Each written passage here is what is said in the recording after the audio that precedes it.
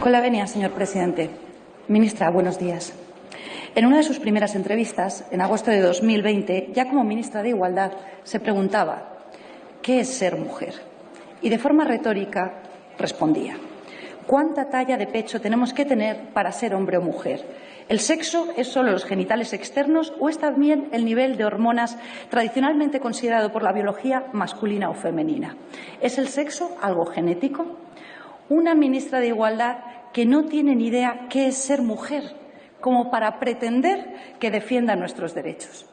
Y a eso se ha dedicado durante estos 2 últimos años como ministra de Igualdad, a aniquilar todos los avances que las mujeres hemos conseguido históricamente, gracias a grandes mujeres que nos han precedido, pero también hombres, en la conquista de la igualdad en derechos entre hombres y mujeres.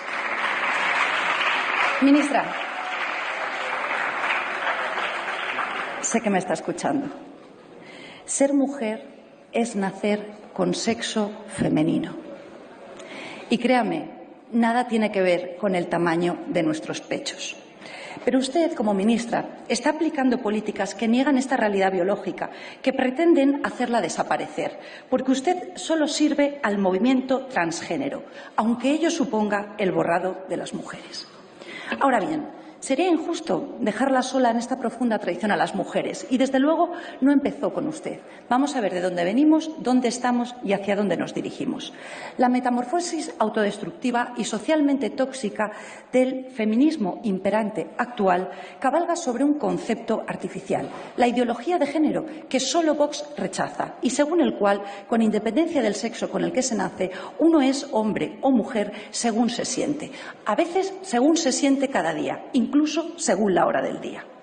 En ocasiones se alude a este concepto como feminismo de tercera ola, porque hay otros 2 precedentes. El feminismo de primera ola, el de Olympe de Gouges o John Stuart Mill, el de las sufragistas, luchó por la equiparación jurídica entre hombres y mujeres, por la conquista del derecho de voto, entre otros, y que no quedásemos las mujeres necesariamente confinadas al ámbito doméstico.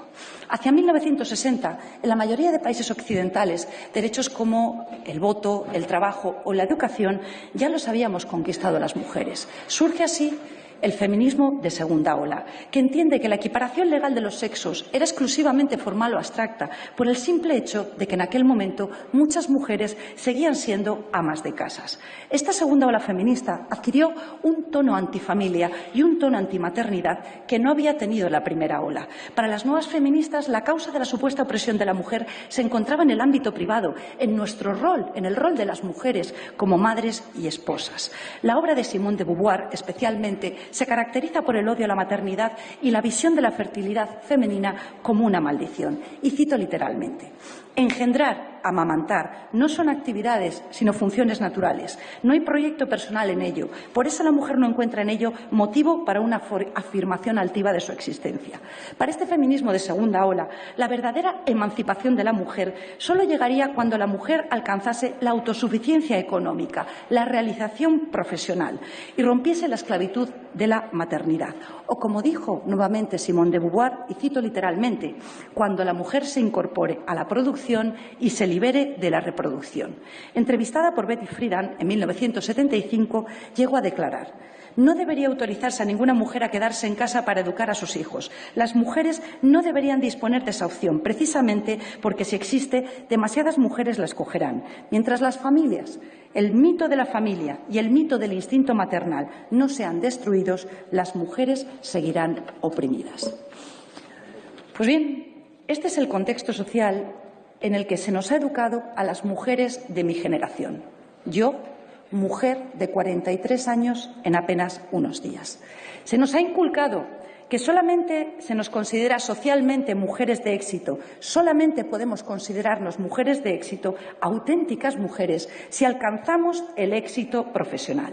En cambio, se ve como un demérito social, se ve como una tacha que una mujer quiera realizarse en el ámbito familiar y formar un hogar. A mi generación, socialmente, Solo se nos perdona tener hijos después de haber alcanzado nuestra autosuficiencia económica. Lo que no nos dicen es que cuando conseguimos ese éxito profesional, llegamos extenuadas a casa por la noche después de jornadas interminables, día tras día, miramos alrededor y nos vemos solas en el sofá. Cuando queremos calentar nuestro hogar con el amor de una familia y suplir el eco de nuestra voz que golpea contra unas paredes vacías con el maravilloso llanto de un bebé. Lo que no nos dicen es que el reloj biológico es inexorable, como el paso del tiempo. Y eso es lo que padecemos muchísimas mujeres en España cuando por fin intentamos ser madres, más cerca de los 40 que de los 20, una vez hemos alcanzado esas metas culturales que socialmente nos han impuesto y nos encontramos que ya no somos capaces de quedarnos embarazadas y las que lo que conseguimos llamamos a nuestros bebés bebé milagro. Este feminismo antimaternidad y antifamilia nos ha mentido a las mujeres. No nos ha contado que al final del camino que nos ha marcado solo hay soledad y que cuando se llega a la meta suele ser demasiado tarde, porque el reloj biológico es inexorable, como el paso del tiempo. ¿Y saben qué es lo peor? Que esa autosuficiencia económica, ese éxito profesional, no llegan muchísimas mujeres o llega de forma precaria y no por ser mujeres, tampoco llega para muchísimos hombres. Sola, sin éxito profesional y sin posibilidades de formar una familia.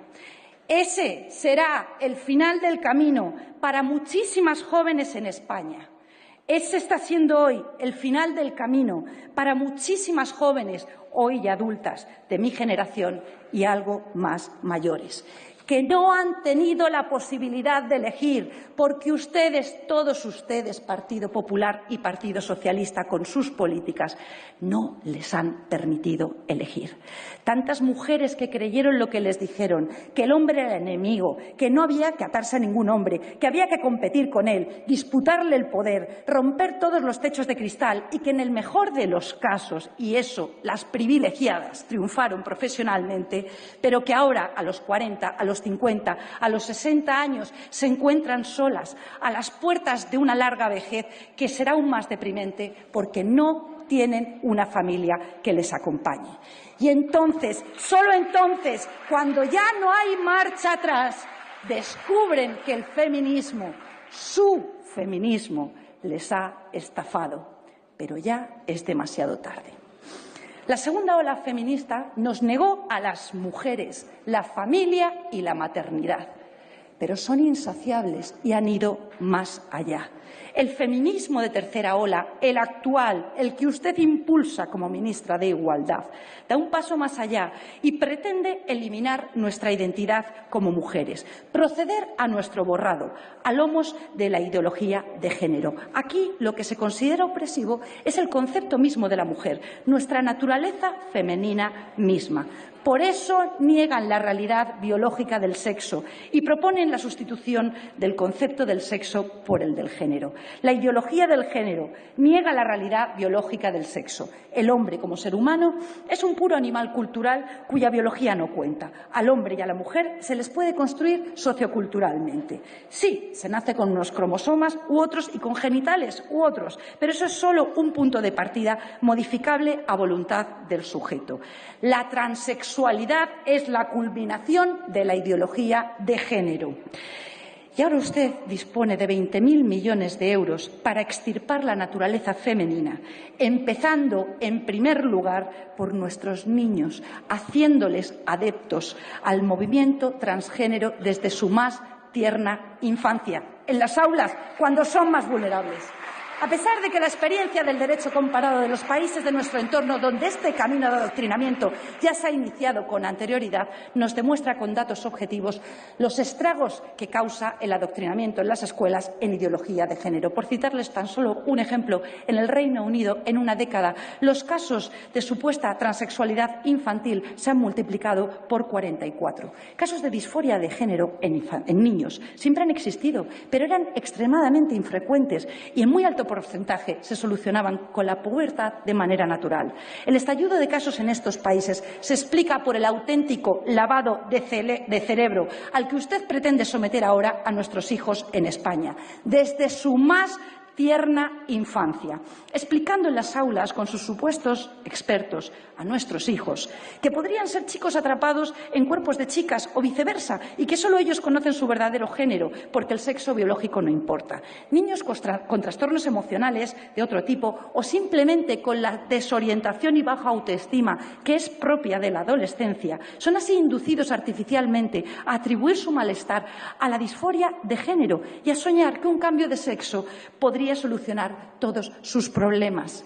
¿Sabe qué nos demuestra también la experiencia de los países de nuestro entorno?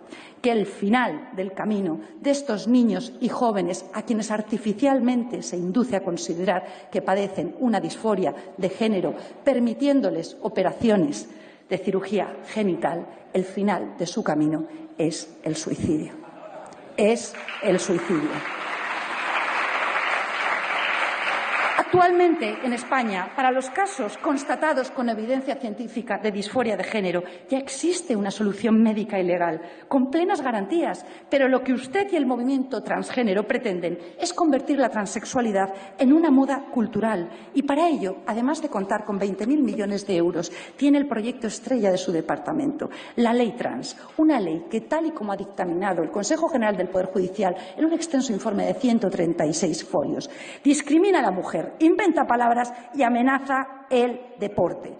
Esta ley elimina la única garantía que podía evitar el fraude de ley y los evidentes efectos perversos que comporta, como que un varón, por el mero hecho de decir que se siente mujer, pueda participar en competiciones deportivas femeninas, acceder a recintos de acceso exclusivo para las mujeres o incluso un condenado por delitos de violación compartir celda con mujeres. La ideología de género sobre la que cabalga este feminismo de tercera ola que usted impulsa representa en realidad la autodestrucción del feminismo, porque se suponía que la razón de ser del feminismo era la defensa del sexo femenino. Concluyo, señor presidente. Sin embargo, la ideología de género elimina los sexos, elimina el sexo femenino y con ello la lucha histórica por nuestros derechos. Concluyo para agradecer a las voces críticas femeninas que se han alzado para exigir su dimisión, su valentía, como Laura, Lucía Echevarría, Paula Fraga o Lidia Falcón. En esta Cámara, solo los 52 diputados de Vox nos oponemos a la ideología de género. Fuera de estas paredes privilegiadas, tenemos muy claro que no estamos solos. Gracias, señor presidente.